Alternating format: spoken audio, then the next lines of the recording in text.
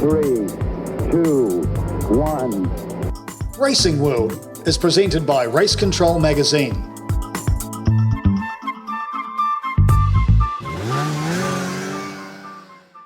And it's a very warm welcome to one and all from myself, Darcy Watergrove, that guy David Turner, and of course, Mr. Bob McMurray.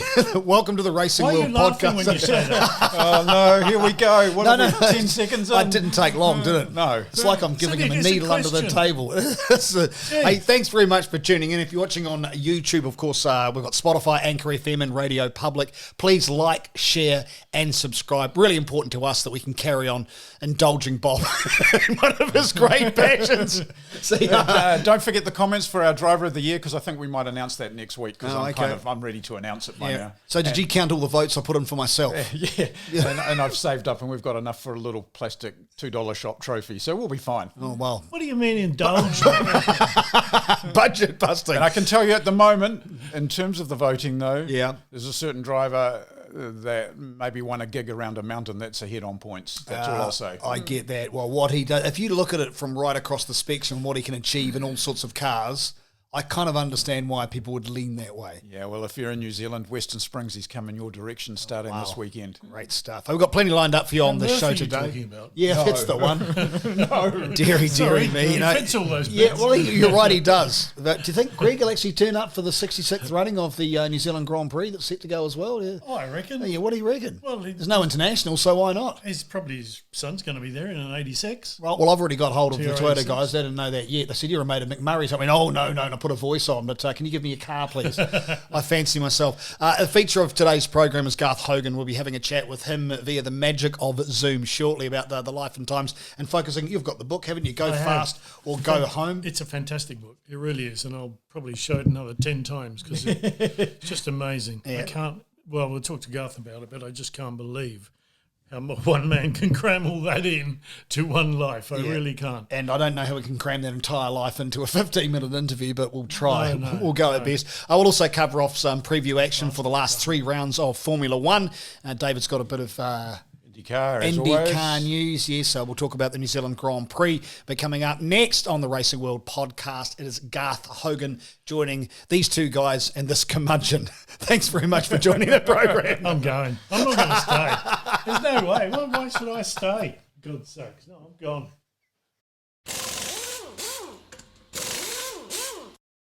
You're on the Racing World podcast, and it gives us great pleasure to welcome into the chaos a man by the name of Garth Hogan. And we're going to be talking to Garth. Well, we've only got a small amount of time, so we can't cover the entire book, and it's a tome as well, I tell you. Look at that. Go Fast or Go Home, the Garth Hogan story. Garth, welcome into the Racing World podcast. Great to have you on board. Thanks for indulging us over the next few minutes. Well, thank you guys. I really appreciate it. It's got pictures as well. Oh, well, there you go. Fantastic So one. that- Darcy will be all Darcy's right. covered, It's got yeah. pictures. Let's start from the start if we can, Garth. What's the drive behind actually penning this book? Is it something that you've been championing or something maybe that you were pushed into doing? What's the origins of this particular tome? Well, I was approached a couple of times a few years ago, but really was a bit reluctant. But in the end, there was some driving factors, one of which is I wanted to tell a bit of a story about my old man in motorsport and his influence on me and where that came from. But secondly, and probably most importantly, is I don't see the book as a biography. I mean, a biography by definition is the story of somebody's life. And yeah, I know my name's on the cover, but the reality of it is it's a series of stories and events that have happened during my lifetime. And I'm a bit player that's been there. I guess I'm the common denominator with them. And some of the stuff I felt needed to be documented for posterity. There's a lot of motorsport books and personalities. I mean, Bob's book and things like that. We know a lot about circuit racing in the past, and we know a lot about rallying in the past with Possum's book and Hayden Paddon's book, etc., and bikes with Cross and Hugh Anderson. But nobody's written about the early days of drag racing in New Zealand and the evolution of it and what's involved in drag racing. So I just thought that needed to be documented. And similarly, a bit about the Warbird thing. How does a guy get to fly a Warbird when you're 50 years old? So I just felt it just needed to be recorded. Going back to the beginnings of the book, pretty much, Garth, and the beginnings of your motorsport life. It focuses very much around your family and your father especially. But and you tell a lot about your father in the book, but he never got into drag racing or anything like that. He was more into open wheel racing or whatever. But you took the drag racing route, and he didn't. He didn't particularly like it, did he? I don't think it was drag racing. He didn't particularly like hot rodding because he thought that was guys taking beautifully built cars built by Henry Ford, which was his man, and chopping them up. He didn't like that. But the reality of it is, he raced to start with hydroplanes, speedboat boat racing. Then he built a speedway midget, and then he got into stock cars. He was one of the guys that started stock cars in Auckland at Epsom Showgrounds. And he was always into the Grand Prix. We were at Ardmore all the time. But for some reason in the late 50s, all of a sudden, he decided that all racing was a mugs game. So by the time I came to, he was probably right. By the time I came around to start racing, all of a sudden, he didn't want to know about any form of racing. I raced for 18 years and he didn't turn up once. Not with me, anyway. So he didn't attend any drag race, anything, obviously. No, well, one day apparently he turned up to have a look, but he didn't come anywhere near me. He sat on the top of the hill briefly and then left, and it happened to be a day when we were having all sorts of problems with the thing, so he wasn't impressed with that anyway. The direction of your motorsport interest turned very quickly towards Australia, but mainly the USA, because they were doing things like hot rodding properly there and drag racing and all that sort of stuff. And that's where your focus really went, wasn't it? Yeah, well, we'll go back to square one, because I developed a concept when I was young, very young, probably early teens. You know, if you go racing anything, it doesn't matter whether it's a bike or a boat or a car or running race or anything. If you tell somebody you've been racing, inevitably what they're going to say to you is, how fast did you go? So I then associated racing with going fast, and fast meant the highest possible speed. Well, I was reading American magazines, and Talladega had just been built, and stock cars were going 200 miles an hour, and the drag racing guys were going 200 miles an hour, and the guys at Bonneville and El Mirage were going 200 or 300 miles an hour. Even the IndyCars were around 160, 170, and the Grand Prix guys here were doing 130 or 140. That was the fastest you could go in New Zealand. Speedway, which we had a big connection to, well, that was only midgets of 70 or 80 miles an hour. It's quarter mile dirt. So looking at where I could go in New Zealand, no salt flats, no big ovals like NASCAR. The only thing that was likely here was going to be drag racing. That was where I felt I was going to be able to fulfill what I wanted to do, which was go fast. Hence the name of the book. Exactly. It's a fantastic name as well. And you explain later on that in drag racing, there's only two things. There's only winning and losing. You either go fast or you go home. There is no second, there's no third, there's no prizes for anything else other than winning. Simple as that. And you called it once a fairly brutal sport. And it is brutal in that way, isn't it?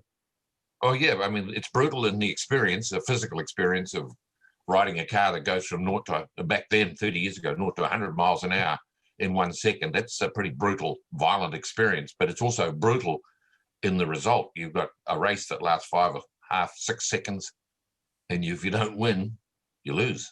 You're going home. It's, you're eliminated immediately.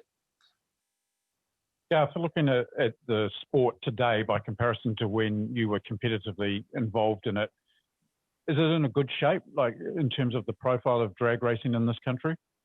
No, I don't. Well, my personal opinion is no. There's been an infighting, quite a bit of infighting, and now there's 2 sanctioning bodies, and we've all seen what happens when you get, when the New Zealand supercar thing split. What happened? It all turns to custard, and the Supercats, or what, Thundercats, I think they were called. They had the same problem.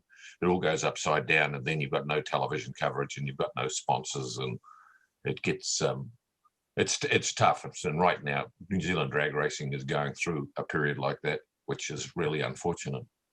If we got drivers that could compete on an international level if they were given the opportunity, though? Oh, I think so. Absolutely. Yeah, absolutely. I mean, there's some quick people here in their respective classes. It's unfortunately, without major sponsors and major financial support, you don't get top fuel cars, which to me is what drag racing is all about. It's about going as fast as you can. And we've had them until relatively recently, but now they've gone. I note, Garth, that you had a New Zealand record for 25 years in a top fuel, 263 miles per hour, which I'm told is 423k. I've gone 423k too. It was, that was in a 747. No, it was in a train in China on the way up to Shanghai Grand Prix. I remember looking at the speed, I go, wow, 420 plus Ks is all. You've done that. Does that stand alone as one of your finest achievements, or is that just too simplistic to look at that one record and say that was it? Because you're involved in so much, as Bob mentioned before. You've been involved with the Classic Car Museum, the setting up of that, on the FIA as well, flying your planes, and of course building your enormous business. There's been so much to look back on, but that must be one of your highlights. Oh, it definitely was when it comes to the sporting side of motorsport, because as I said right at the beginning there, that the target was to go fast. And at the time, well, we went fast. Back then, that 263 miles an hour was it. But I mean, 30 years later now, those drag racing guys are running 330 miles an hour, and they're doing it in 1,000 feet instead of 1,320 feet. So it definitely has moved on. But back then, I think, you know, we were confident if we'd ever gone to the US, we would have qualified at a major race. We would have been in it. So yeah, it was pretty satisfying in the finish. It was pretty frustrating getting there, but we didn't know enough. When Mary opened first drag strip in 1974, we were 15 years behind the Aussies and 30 years behind the Americans, but we had the same sort of gear, but we didn't have the knowledge or the experience. So we just blew everything up and couldn't make it go down the racetrack. But and it took quite a while to get smart enough to stop doing that. Gus, I think we once with David here made a program called Kiwis in Motorsport. Characters in Motorsport. We went to a drag racing shop in California. Do you remember that? I was just thinking of it, Grant Downing. Yeah, and the Grant Downing's place. And he was talking about the engines at the back. And I said, how many horsepower? And he said, honestly, we don't know. We have no idea. Our dyno goes up to 8,000 horsepower. And after that, we have no idea. That's incredible. How do you learn to tune one of these things? Because you're using bloody nitromethane, you're using atmospheric pressure, you're tuning all sorts of stuff, and they last for about 1,000 feet, and that's your lot. You've got to rebuild it again. How do you learn how to do all that? Well, that's the missing bit I talked about. We didn't have any experience, and I caught up with it in 1978. I brought a couple of American teams down here to race with a couple of funny cars. We went to the races up there with them, and they were nice people, but they were at a race. They're flat out racing. They're not there to give some guy from New Zealand drag racing 101. So you had to just learn by observation. But I thought if I brought them to New Zealand and I put them all up at my house, well, the buggers couldn't get away, man. I had them captured. So, and we learned a hell of a lot.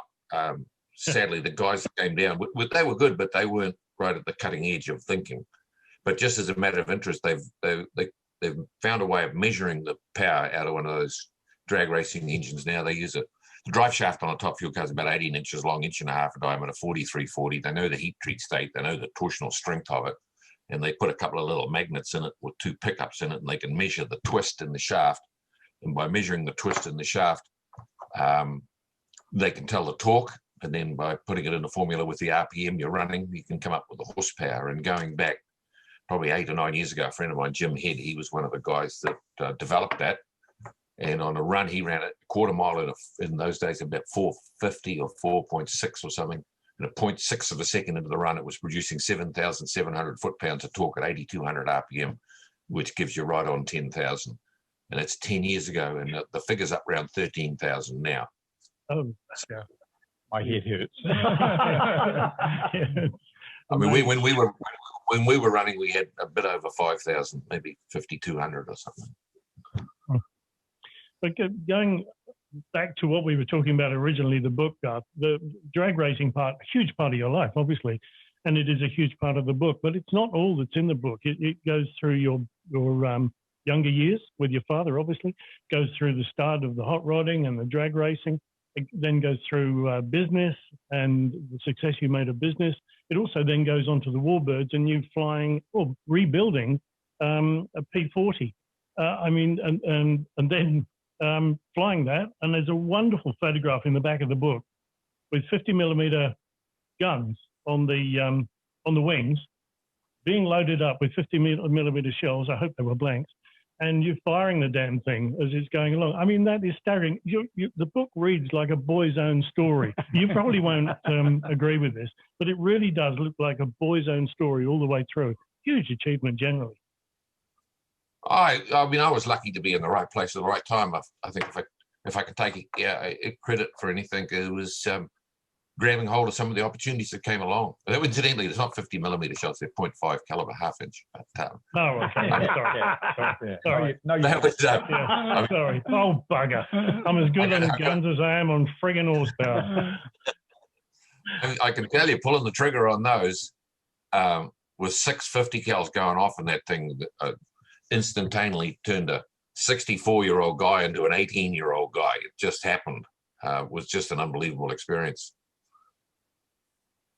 What made you decide to learn to fly? I mean, okay, you've done all this. You got the boat, you go fishing, you catch big stuff and all sorts of things, and you decide to fly, and you're 50 years of age. What tipped you over that edge? Well, I'd stopped racing. I'd quit that. I'd finally realized that the cars were going faster than I was going. So I needed to stop before something bad happened. And I hung around home for a little bit. And I guess, to be completely frank, Andrea just got pissed off with me hanging around all the time and being grumpy. So she said, why don't you go and learn to fly? We'd actually started to learn to fly several years earlier, and I'd had a couple of lessons, but just ran out of time. So she said, go and learn to fly. So I did. And she came along and did it too. So it was pretty neat. You've covered off so much in your career, and as Bob touched on, across business, across flight, across racing, and so on and so forth.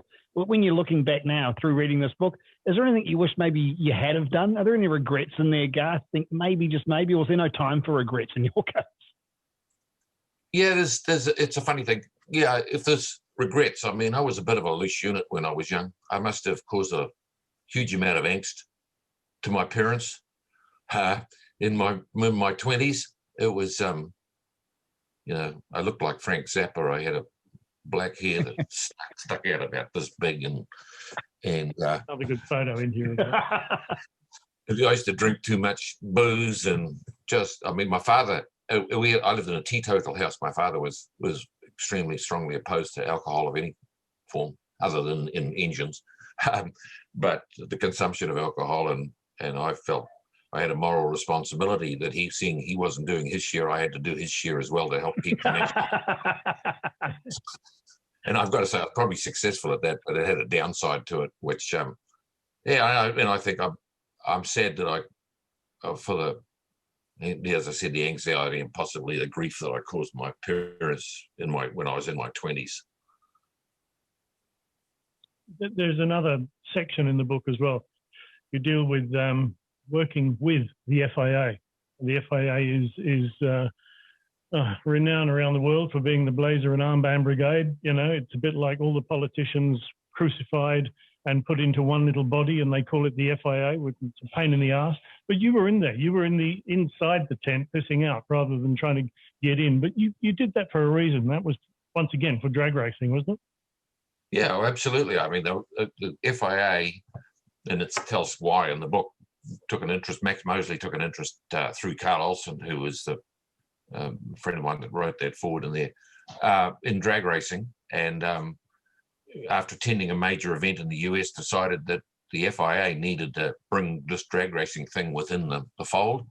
And they set up the Drag Racing Commission, on which I wound up on it. New Zealand wasn't going to be in it in the beginning, but Carl rang me and said, we've got a problem here. So we worked our way through that.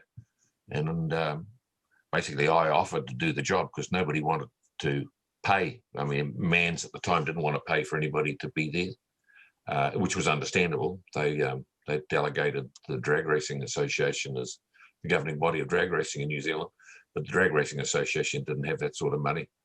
But they were going to formulate a set of international rules to cover worldwide drag racing and get some equanimity and some consistency throughout all the sanctioning bodies throughout the world, which all had different rules, which was a very good idea. And I thought, well, I didn't like the idea of them doing that without New Zealand having a presence, particularly when countries like Denmark and Japan and Germany had a seat on the commission. and they didn't even have a drag strip, and they were going to make the rules. So That's the FIA. I really wanted New Zealand to have a voice in it, and I think we wound up having a voice, and we did have some successes in the rulemaking that were so that they didn't disadvantage us down here. Garth Hogan joining us on the Racing World podcast. I suppose you look upstream. You've done so much in your career so far. I'm sure you're still driving your care and nuts. What's next, Garth? What have you got lined up? What would you like to see or be involved in over the next 5, 10, 15, 20 years? Well, that's being a bit optimistic. I'm 73, Darcy. Okay, 4 or 5 minutes. Well, now's the time for reflection for me. I'm restoring my first car my father gave me for my 15th birthday. That's not far off. I kept the car the whole time. I restored it back then as a picture of it in the book when it was fresh, but then like a young hoon, I went and unfreshened it. And it's been lying around, and we've nearly got that done. I've bought back the last Top Fuel car, the one that's on the front cover of the book. I bought that back. It's close. It's sitting under the house. Trying to restore it back to exactly the way it was in '92, and the Bonneville car got burnt to the ground in a fire in Hamilton, so I'm rebuilding that because it went to Bonneville 4 times, set 4 records. I thought I can't dump the thing; it needs to be saved. Excuse me interrupting, Garth. Is that the one you're rebuilding? No. Little pedal car? No, that's not the first car then. I should actually, no, exactly. I should buy one of those things and put an electric motor in it like my old man did and give it to my granddaughter and set her down the path to destruction and destitution. Mm.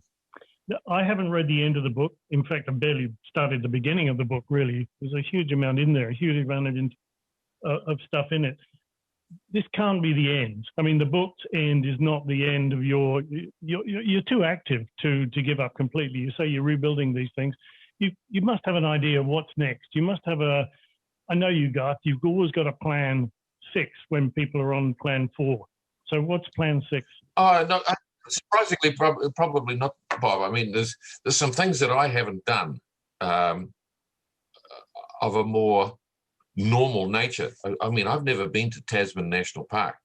And just after lockdown this year was the first time Andrew and I took off and went down through the Catlins and down to Stewart Island. I'd never been there before. And there's a lot of, I want to see some parts of New Zealand that I haven't been to. I want to revisit some places from my younger days, the Coromandel in the north, which I love, by road as opposed to going there by boat, which we've done a lot of late. But no, I'm kicking back, Bob. I've got a couple of nice bottles of wine in the cellar, so yeah, I know. Bit of advice for you there, Bob McMurray. Look, we're going to fly. The book is called Go Fast or Go Home, the Garth Hogan story. Get out there and buy yourself a copy and just look through the immense amount of work this man has been involved in. We thank you very much, Garth, for taking the time to join us here on the Racing World podcast. It's been a pleasure. Thank you, Garth. Well, thank you very much, guys. I really appreciated giving the book a plug for us. And hopefully there's some messages in there that some young fellow might want to read and realise that he can actually go and do it. Inspirational. It is inspirational. Perfect timing for Christmas. That's all I'm going to say. Yeah, there you go. For Christmas. Bye, Garth. See you later. See you guys. Thank you. Perspective Group is a leading media production company based in Auckland, New Zealand. Established in 2009 by former TVNZ producer David Turner, Perspective Group offers you a vast arrangement of media options to fit any size or budget. It covers truly global services supported by some of New Zealand's leading media talents. For more information, contact Perspective Group Limited at perspectivegroupltd@gmail.com and check out the website perspectivegroupltd.com, where you'll find even more information on creating your media solutions.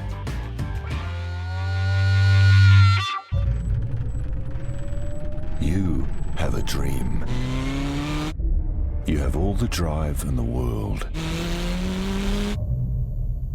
You have talent to burn. Now all you need is a chance. Toyota are committed to developing and nurturing New Zealand's next generation of world-class racing drivers, because if you can dream it, we can do it. Welcome back to the Racing World podcast. Fantastic to have Garth Hogan on. What a tremendous character he is. We could have talked to him for hours and hours and hours, although we probably wouldn't. It is like a boy's own story, isn't it? I mean, starting from basically nothing. If you look at the book, you see the house we're in the first place, and to what he's got now. You know, he imported VHT, the first person to import VHT. You know, the paints. Yep. Very high temperature paints from America. STP, just a huge parts business from America. Just amazing. Plus all this stuff going on. Plus the Warbirds over Wanaka. Plus he invented the geezers evenings down there, which raised huge amounts of money for the local hospitals and stuff. I mean, inspirational. I'm feeling like I've achieved nothing. Thanks for that. I'm going to do a little self-endorsement here. Okay. The fact that we're up to our 22nd show. Yep. Isn't it amazing the guests that we've actually had on the show since we started and came up with the concept during lockdown? Well, there's me. Oh, sorry, you mean other people? Yeah, no, I mean people like Nick Cassidy, Hein Gartner, Garth Hogan, you know, so on and so on. Liam Wilson. Well, hopefully the hips keep coming. To people who are watching, you know, there's been a lot of thought go into getting these guests, and we do it because we want to give you an insight into the sport as well, and that's always been, if you like, I hate the word though, our mission statement. Right. Well, just before we get into what's coming up this weekend and maybe looking back a wee bit as well, you've got a bit of Indy news for us as well, a bit of a clip there, David. Yeah, a little one that came out of left field, although not surprising, but there's, wait for it, another Tony Kanaan farewell tour. So it will comprise of just the oval races next year, and he announced just yesterday that he will drive the number 48 car, which is the Jimmy Johnson Chip Ganassi Racing entry. Jimmy will only do the road course races. Tony will do the ovals in his farewell tour, but that includes, of course, the 105th run in the Indy 500. Interesting thing, too, is they'll run at Texas before the 500, which is the first time there's been an oval before that. So there's a lot of things that actually make Tony a very strong contender. And yesterday, yes, I got out the tin can and piece of string, and I had a very quick chance to catch him on Zoom as well. I put my head into it. I said, oh, well, I'm not going to give myself an option. I'm going to make it work. And luckily, like I said before, I have great partners like NTT and Bryant. And as soon as I came back with them, 7-Eleven is back too. Big Machines coming back. I mean, all of them. But the two biggest ones were NTT and Bryant that made this happen. And so I was lucky then. But then that was step one, get the sponsorship. Step two, it was trying to find a place that would fit right, that we would make the right decision, and so. And that was a little bit more complicated. There was a few nights, sleepless nights, and talking to Jimmy every day, like, come on, what's happening? And trying to, you know, if you think about it, look how many pieces of the puzzle we had to put it together. Jimmy had to get his deal first, which we didn't even know if it was going to be Ganassi at the time.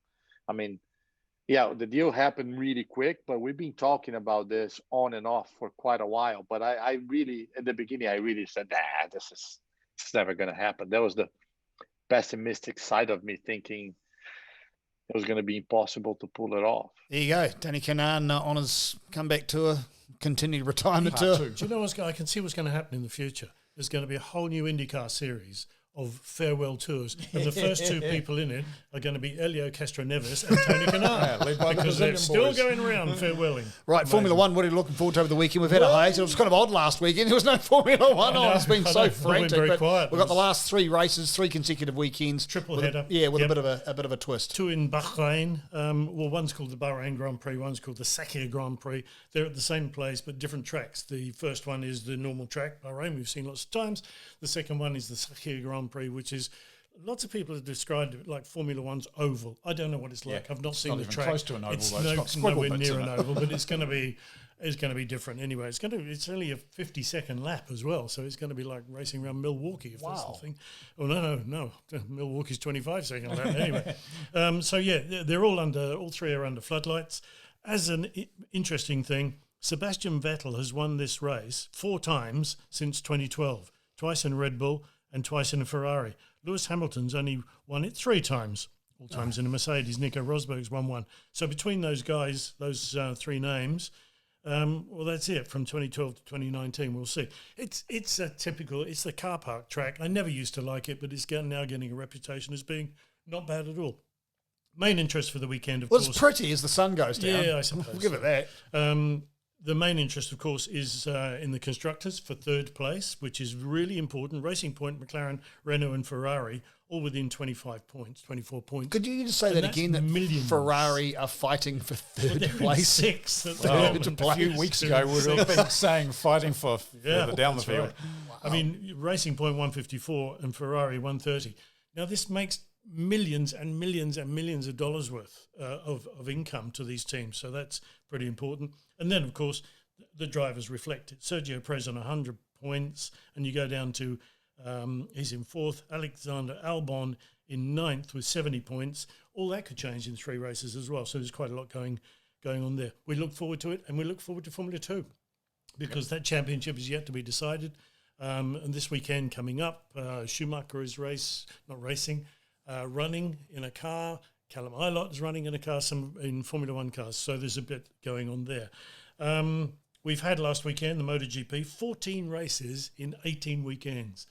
And that's the end of their season. Just amazing. Portimao, they were racing at, which is Phenomenal looked track. fantastic. I don't know if you saw a it. good track review, haven't we? Well, I think We're it's on been one of the Formula 1 back highlights there. of the Formula 1 this year. It's just something, the fact they went there. But did you see it on the bikes running around With there? It Frogger. looked beautiful.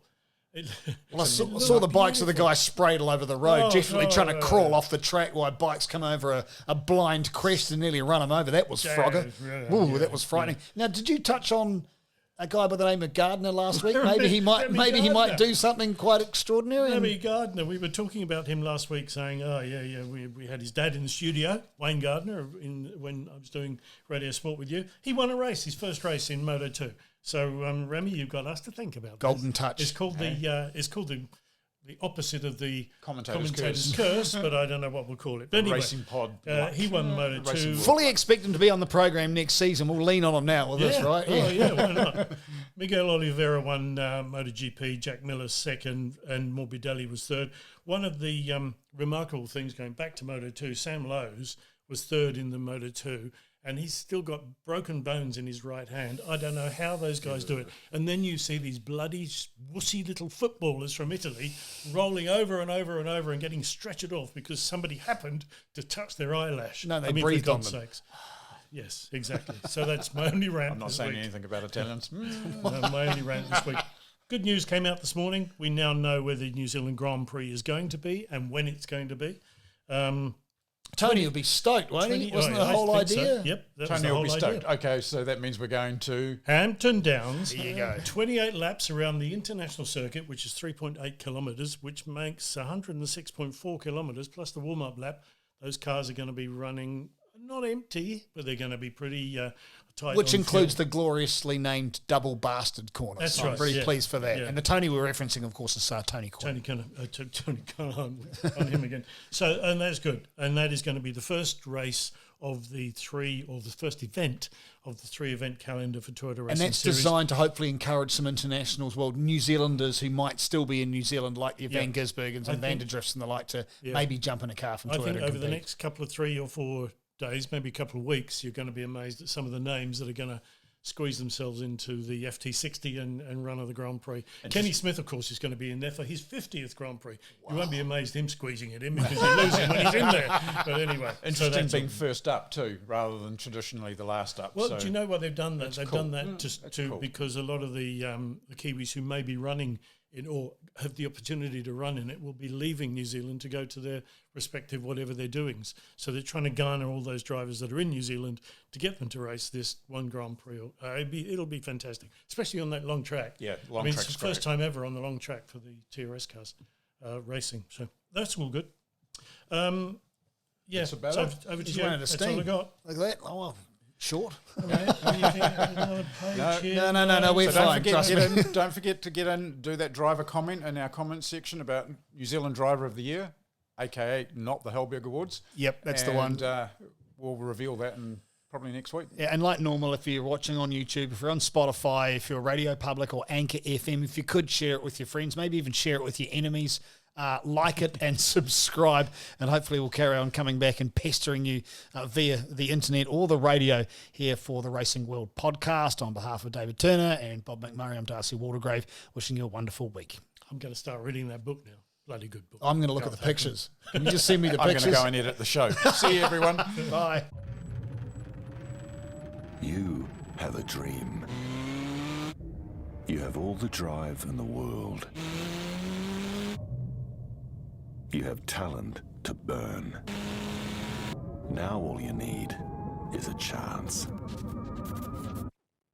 Toyota are committed to developing and nurturing New Zealand's next generation of world-class racing drivers, because if you can dream it, we can do it. Race Control Magazine is your IndyCar fan mag and so much more. Publishing monthly online on issuu.com, you'll find Race Control Magazine there for you to download and enjoy everything IndyCar and so much more. Behind the scenes features, race reports and the entire Road to Indy series are just part of what you'll find, along with stunning images captured from the series' leading photographers. Grab your copy today at issw.com to complete your motorsport read.